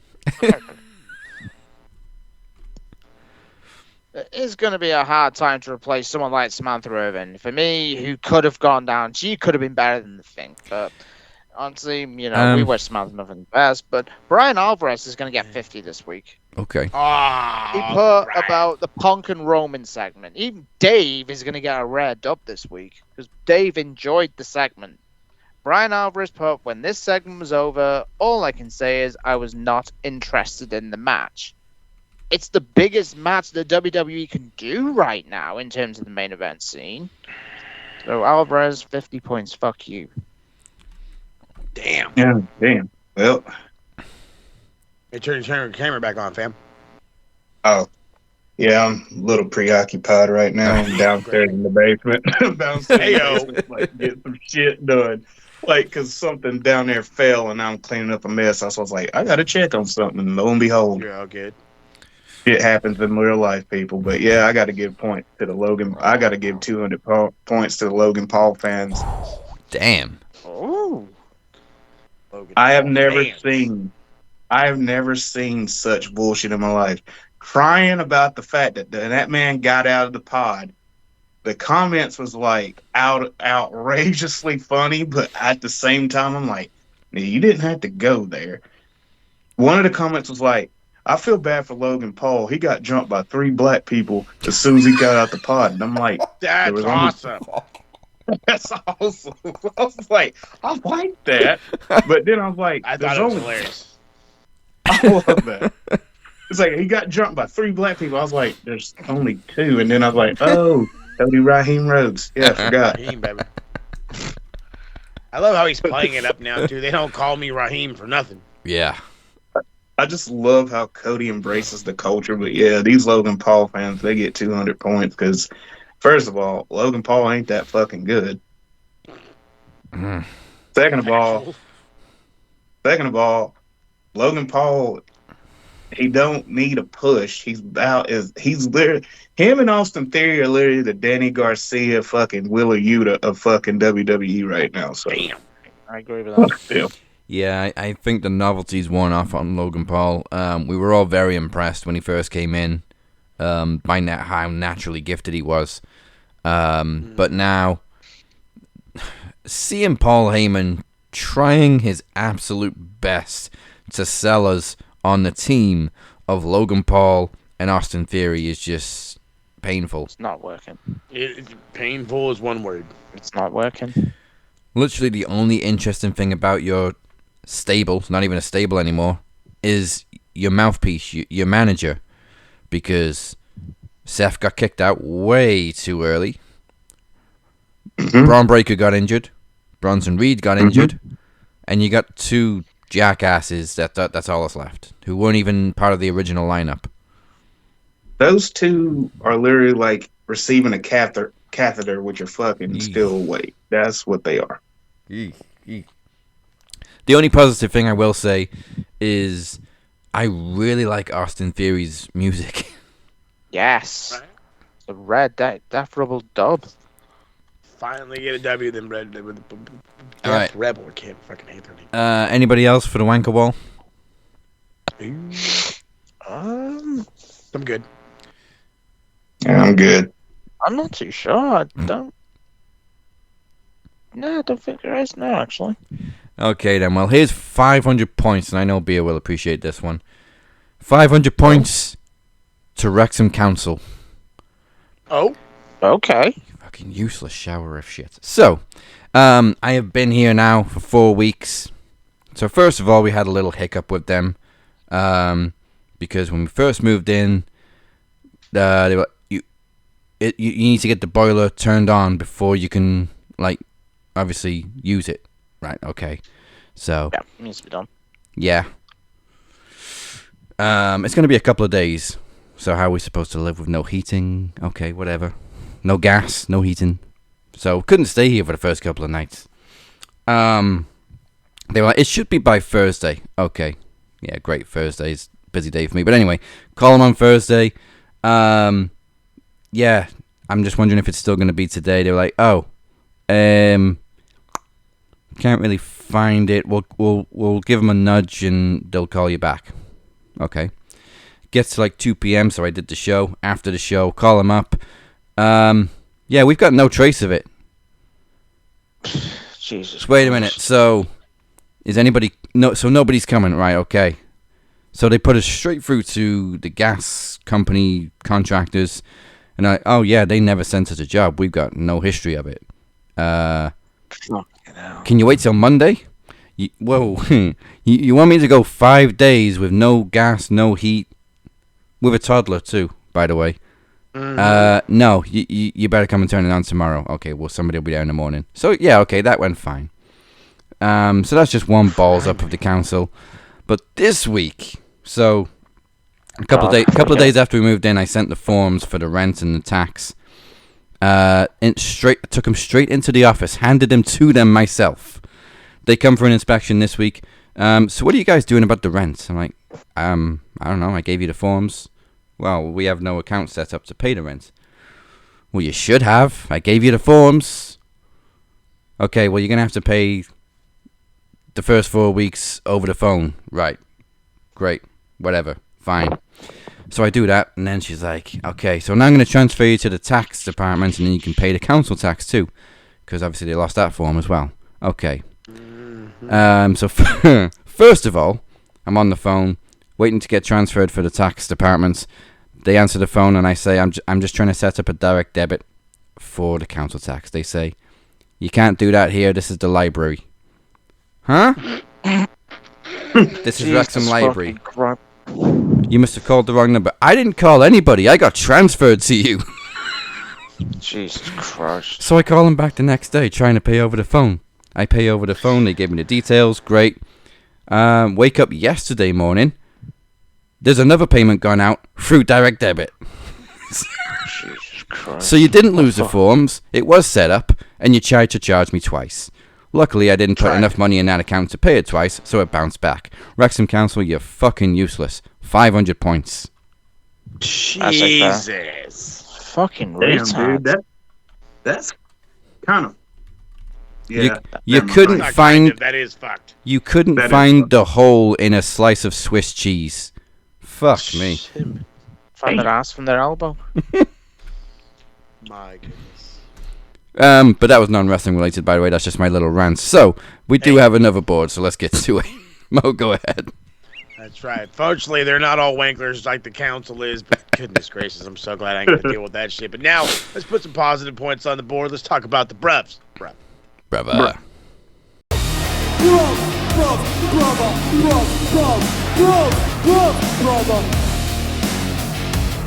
Okay, who's putting bruvs on the board first? I got a bruv, but she will. As they We got a said in gal. Good Burger, you know, he's a dude, she's a dude. I want to give 50 points to Thekla. Oh, What my a, God. you know what? Let's go with both. Her and Thunder Rosa, 50 apiece. Excellent fucking match. Should have been Yes. the main event, but I understand why the main event was the main event. Match of the night. The move to put Thekla as world champion, positive as all hell. I was questioning it at first. I'm eating my words today. Great move. Good start. Her and Statlander is going to be awesome. Even if it doesn't happen at Revolution, when it happens again, it's going to be a fucking massive banger. Great job. Just damn great job. Yeah, that was a hell of a match, and like you said earlier, great to see Thunder Rosa back on top of her game. And healthy. Yeah, and She I lost honestly, I'd have been happy if that was the main event. It was main event quality, that match. I'm going to stick with that, though, because one of my picks is related to that match, that being Sky Blue. Damn. That Yes, is sir. Right, Get me in trouble, boy. Right now, Phoenix is sitting there 3 weeks later listening to this, saying, I don't even need a reason. I agree. But I'm going to give you a reason anyway. Sky Blue gets 100 points this week. 50 for each half of her pants. That's fair enough. Thank you, Lord. It was like a half leather, half denim combination. Very, very It nice. was a Very half nice. something. Very nice. Very evil. 100 points to Sky Blue. Very nice and very nice. Lordy Lord. I got another couple, but I'll let somebody else go first.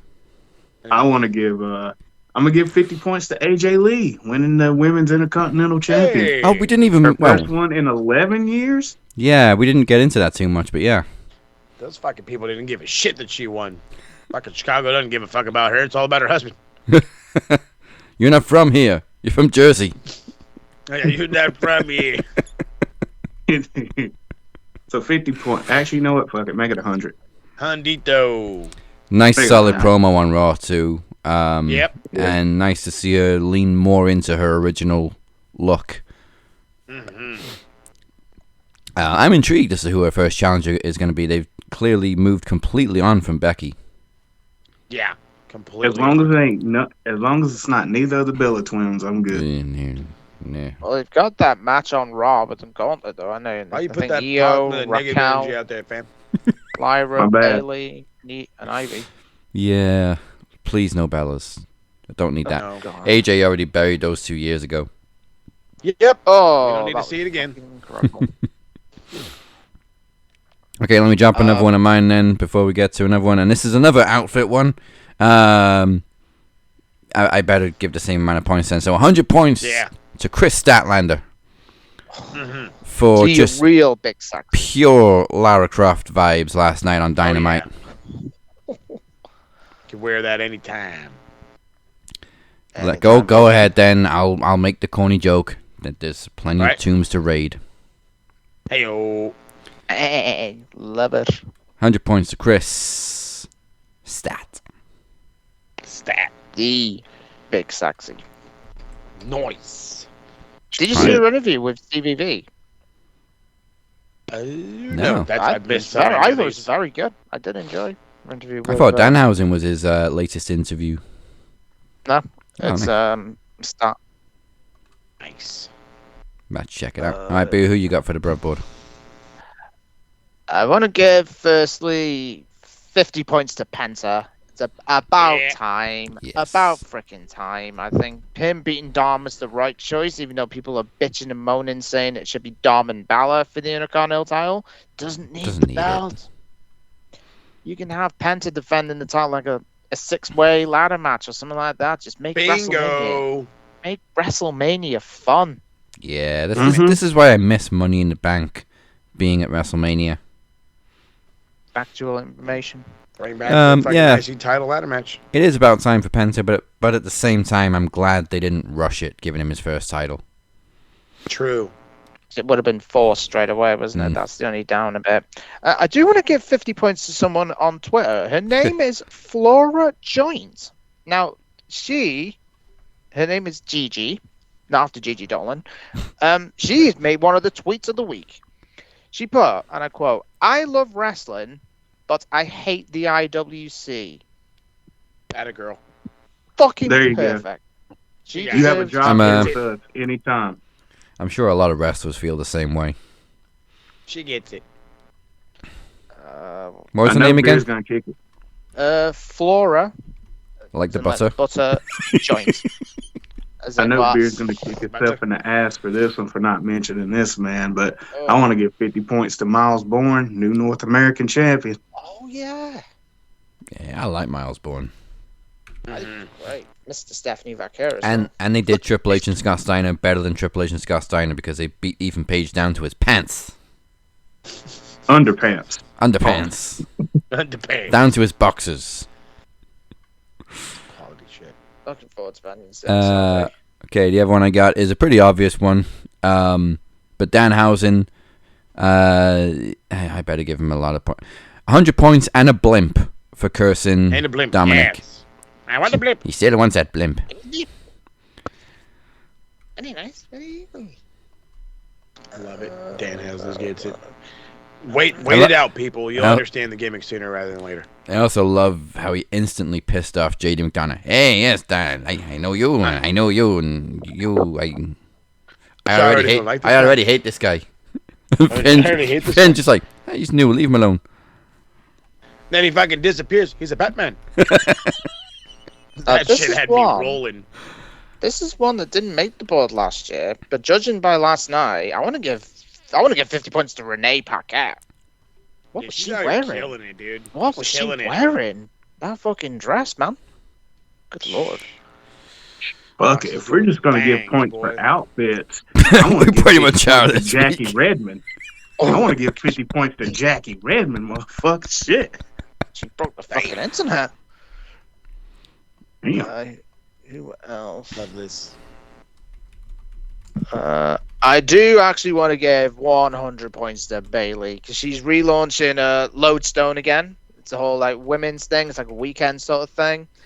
The fact that she cares so much about women's wrestling and want to help the future of women's wrestling, so Bailey needs the fucking love she deserves. So give him 100 points to Bailey. Yeah. Bailey's awesome. And Nikki Blackheart's in it, so I'm looking forward to that. And if they don't fucking sign her up, then I want AEW to do it straight away. We'll see how it rocks. Nikki Blackheart is fucking phenomenal. Um, I'm really trying to think. Oh, Paul Heyman. Give him some points for Paul taking Heyman. that bump. Yeah, Uncle Paul. You can have 50 points for the bloody nose. There you go. The theatrics, baby. Theatrics. Paul Give Heyman. 20 each to Chelsea Green and Piper Niven. They're really stepping in to help Rhea Ripley. Now, again, we don't know if this is a or a work, but we need. Well, I wouldn't. We just give points to Jake Cargill anyway on the bell board. I suppose that's fair. But fair play, Chelsea Green. Literally, they had to break character to really help Rhea Ripley. I'd say fucking credit where it's due. Yeah. Well, on speaking of Rhea Ripley, obviously she's going to get her complimentary points anyway. But points to Buddy Matthews for the live stream and just completely fanboying over Rhea Ripley. Do I fucking blame him? No. Nobody in the world blames him. Not even a little bit. Buddy Matthews, you are the luckiest bastard in the world. A lot of these dudes are the luckiest bastards in the world. He was engaged to Alexa Bliss and he's married to Rhea Ripley. Can that bloke ever lose in life? I don't think I'd know. You've just got to be Australian, have big muscles, and a big ass beard. Halfway there. Just think. I guess I'm gonna give. You know what? How many? I think I'm gonna go ahead and do this. I'm gonna give 50. I'm gonna give like 50 points to Randy Orton. He won the Elimination Chamber. Yeah, it's I nice. mean- Give him some kind of love. It's nice to see him in the WrestleMania main event picture again. Yeah. Number 50. Mate, I don't know if he'll get 15 or I don't know what's gonna happen there. We just have to wait and see. But I would. Yeah, I think I would too. Yeah, Might as well pull the trigger on it. Yeah, if he can beat Cody for the title, you can carry on the feud there from Cody chasing him because, like we always say, and I've said this week, Cody is so much better chasing championships than he is at holding them because they don't know how to book him as a champion. It's Hangman Adam Page vibes. It reminds me so much of Hangman. Yeah. Certainly his You know first what? ring, I yeah. love Hangman. Everyone knows I love Hangman. Do want to go. Who I was going to give it to? Actually, I completely fucking forgot. Fucking mind's completely gone. Needs to give out 20 points to Io Sky as well. And my customary 20 points to Blake Monroe for what she was wearing. Which one? Because she had an outfit change mid-show. Nice. Both. 40 points. You know, make it 40. And if we get the woman from hell on Saturday night, and Jesus, sign me the fuck up. yeah, I might actually have to watch Vengeance Day live. I don't know, maybe. I'll be awake. I'm not missing that. I'll be live with Beer. If Beer, you got Discord? Yeah, you do have Discord. I only used it when we did the other one, but I haven't used it in ages. I'm trying to think. Well, there is someone else. I got one final Pretty one. sure I have everyone on the max one anyway, so get on there. Yeah, I'm going to give 20 points to all four of us because there's a very nice vibe going this week where I've noticed there's blue on all four of our screens. Hell yeah. Hell yeah, man. Got the vibe happening, Jack. Yeah. That's all for Sky Blue, that is. Yep. Hey, yeah. now we're buttering it up. Now we're buttering it up. To be fair, I think if we're going to give points to Tackler and Sky, we should give at least points to Julia Hart just to make it fair, because, we love Julia Hart. Okay. Hey. Yeah, we've got to be fair to Throw 20 in there. the beautiful Julia Hart. Yeah. Did we chuck our points in for EO? Yep. Yeah. They're in. Oh. You know what then? Fuck. 50 points to the entire NXT women's division. Yes. There we go. Now we're cooking. Because Chef Sean knows how to bake a cake, baby. Yeah, he Did you know that there's more women's matches on the pay-per-view this Saturday night than there is men's? was unaware. Whereas somebody pointed out last night somewhere on Twitter, I think it was, that TK seems to be afraid to put women in the main event, and it got me thinking, I don't remember the last time the women main evented anything in AEW. True. Was it Brett and Thunder? That may have been the last Dynamite. I can't even I think it was remember. Brett and Thunder, yeah. Even though I think Tony Storm and Mariah May will rob the Revolution, that should have fucking main evented over fucking Moxley and Cope. Don't think they've ever main evented a pay-per-view. Not a pay-per-view, but I still think I think it was Brett and Thunder. Yeah, well, if they didn't main event Dynamite, they certainly stole the show. Yep. Mm-hmm. 100 points to CM Punk for that fucking promo. And I gotta give 100 to Roman as well. They 100 apiece. Killed it. You guys are killing this road to WrestleMania. Thank you very much for restoring some faith a little bit. Mm-hmm. Give a bit of life into this. All right, then. That is the boards. Thank you for joining us. We appreciate you all. Before we close this up, let's find out what cheap plugs are coming your way from the TSK.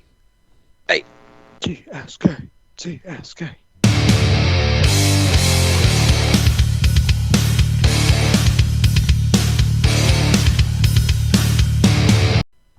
All right, so TSK decided we're taking off Elimination Chamber. Like DC and I watched. Well, let me rephrase this. I started watching it and said never mind. DC watched it and said never mind. And then the boys were trying to catch up, and we're like, I don't know if we want to do this. So as of right now, it's a no. But that just leaves us plenty of time to get ready for AEW Revolution, and the boys will definitely do AEW shows, no problemo. So look out for that one. On the footy side of things are, I'm dragging. Let's keep it funky with you. I'm dragging. Cypher's sending me so much content, I can't even keep up with all the stuff he's sending me. But don't you trip, Tater Chip. I'm going to do everything I can to try to make this cat the new voice for Charlotte FC, because he's diving deep into this sport. He's getting in tuned with this, and unfortunately he's having to deal with, the negative side of the footy. Watching your team go down and give no effort and all this other fun stuff. So you're going to get to hear the rant and raves from my man Cypher here on Charlotte FC. I've got a match review and a preview for this Saturday as we take our first home game away, as we are top of the league, 7 in the goal difference, 2-0. Gotta love how we do down here in the SoCal and San Diego. It's beautiful stuff. Lots of footy content. Boys are coming back. Whole lot to do. You want to be a part of it, and the only way to be a part of it is following the socials. The Twitter machine is always where a lot of nonsense goes down. Check it out. Max Wrestling UK, Captain 512, SMR Podnet, Max Footy Pod, and of course, check out the beautifully done website, maxwrestlingnet.weebly.com. There's a bunch of links there. You can use them, I promise you. And you can also follow us on all the button platforms outside of Twitter, like Facebook, Twitter, Instagram, TikTok, and all the other fun. Hit the subscribe button and follow button right here on the YouTube, and then head on over to Facebook and Twitter, Instagram, and all the other fun places. Remember, Facebook is where all the nonsense goes down, including Aftermax. You definitely want to check out Aftermax with a mystery surprise guest. I don't know who it's going to be. We don't know it's going to be. Corey does, but he ain't telling nobody. But don't trip, Tater Chip. We will be watching. So should you. Yes, and what else we got in the pipeline? Do we have some black and gold? I will be very honest. Unfortunately, I have been a bit slacking with Slacking Jones. Slacking. But Back to Black and Gold is going back to normal. I will be resuming. I'm going to get some episodes done for you tonight to kill some time before I do start smashing on 2K26. So I'm very excited for. If you haven't seen my recently uploaded Super Showdown review, it is up. Yes, I was pissed off through most of it because I was bored at my fucking tits. I'm going to try and sneak in another retro rewatch. I'm going to try and do, for some reason, No Way Out 2002, which was a fucking great show, in my opinion. So if you are going to subscribe to my channel, it's at JMBeer434. Doesn't cost you a penny. Get the like, get the subscribe, click the bell button. So any sort of notifications out, it'll come straight to you. Again, that's how the algorithm works. And once again, make sure you join Cypher on Aftermax. Big it up one more time. I'm trying to tell you. Aftermax, you don't want to miss it, because the guy, like I said, this guy hit me up. And I gotta say, it was not. I was surprised to see this guy actually get in the inbox and say, "Hey, I want a spot on the Aftermax this afternoon, and I need it." And I was like, "Well, you got it, buddy." So I'm not gonna give any details about who it is. I'm just telling you now. Tune in. You do not want to miss this. There will definitely be some questions answered and a lot of, I guess you could say, doubt relieved. I guess we will see what happens.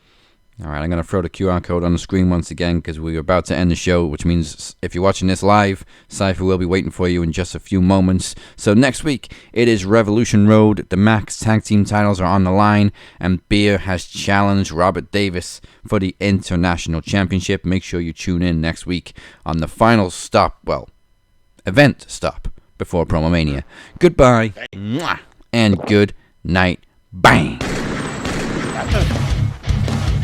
We waiting for you on Aftermax. Where's Pepsi Phil?